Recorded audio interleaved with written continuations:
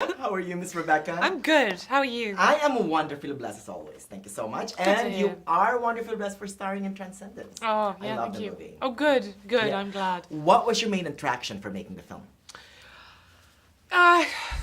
It was for me. It was the fact that it was one of the more original things that I've ever read. I thought it was unlike any film that's billing itself to be a science fiction action thriller. It doesn't adhere to any of the conventions that you're meant to have for that kind of film. It's got a romantic story running through it. Right. It's driven by a woman. It's and also it's not really that science fiction-y. It's much closer to science fact. So right. that was really. That's a good, yeah. You know, I thought it was.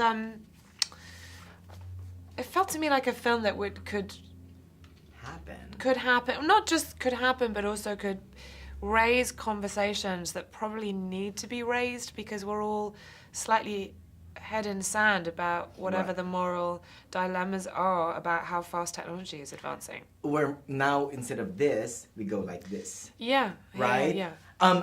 You're right, though, about the romantic. To me, the film is a romantic love story masquerading as a science fiction. Right. As a cautionary tale, right? Well,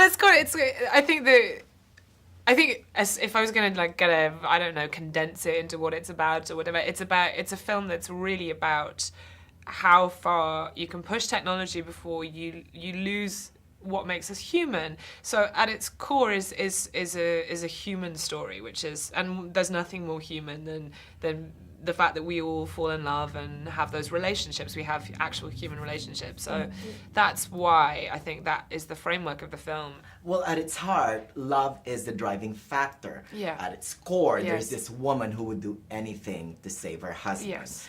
Even making him virtual. Yes. Right? Right. And that's a great scene in the beginning when you say, is anyone there? Yeah. You know, and then it's just gonna evolve into something bigger. And here's another interesting part about it. Most scientists start with these grandiose ideas, right? They want to save the world. Yeah. They want to clean up the environment. They want to, Yeah. cure diseases. Yeah. Yet it never really happened that way, right? No. True. Right? How was it working with Johnny Depp?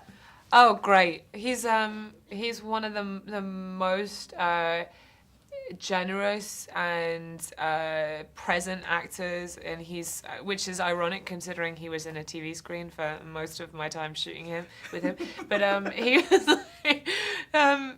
he's great. I really had a very good experience with him, and would do it again in a heartbeat. What about Mr. Wally as a first-time director?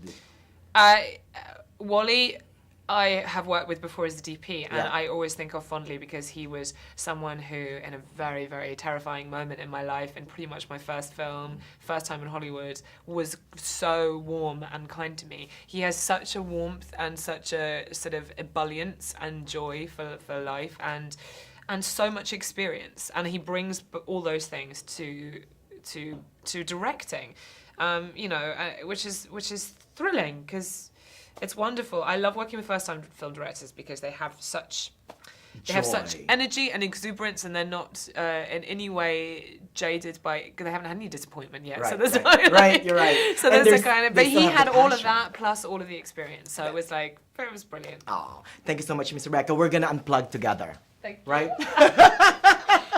Congrats again. Thank